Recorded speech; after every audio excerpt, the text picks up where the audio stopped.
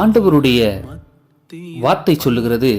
யோபுவின் புத்தகம் 42ஆம் அதிகாரம் 2ஆம் வசனத்தை வாசிக்கும் பொழுது, தேவரீர் சகலத்தையும் செய்ய வல்லவர், நீர் செய்ய நினைத்தது தடைபடாது என்பதை அறிந்திருக்கிறேன். இந்த மே மாதத்துல வந்திருக்கிற அன்பானவர்களே, உங்க வாழ்க்கையிலையும் தேவன் இந்த மாசம் அநேக தடைகளை உடைத்து அநேக காரியங்களிலே தேவன் நினைத்ததை உங்க வாழ்க்கையிலே அவர் செய்ய போகிறார்.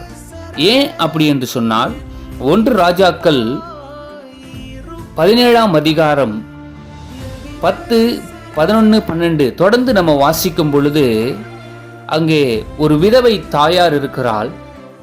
அவளும் தன் மகனும் சாப்பிட்டு மரித்து போக வேண்டும் என்று சொல்லி ஒரு திட்டத்தை அவர்கள் தீட்டி கொண்டிருக்கிறார்கள்.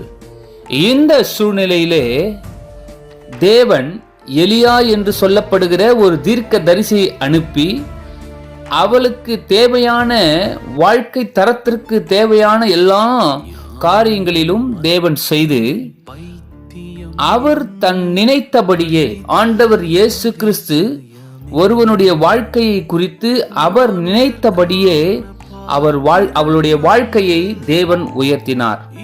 இந்த வார்த்தையை கேட்கிற உங்களுடைய வாழ்க்கையிலையும் தேவன் செய்ய போகிற காரியம் அது தடைபடாமல் இந்த மாதம் உங்க வாழ்க்கையிலே நடக்கும். நீங்கள் எதற்கும் கவலைப்படாதீர்கள், எதை குறித்தும் சிந்திக்காதீர்கள். இந்த 4 மாதமும் நடத்தின தேவன் இந்த 5வது மாதமும் உங்களை நடத்துவார். கர்த்தர் உங்களை ஆசீர்வதிப்பார். ஆமென்.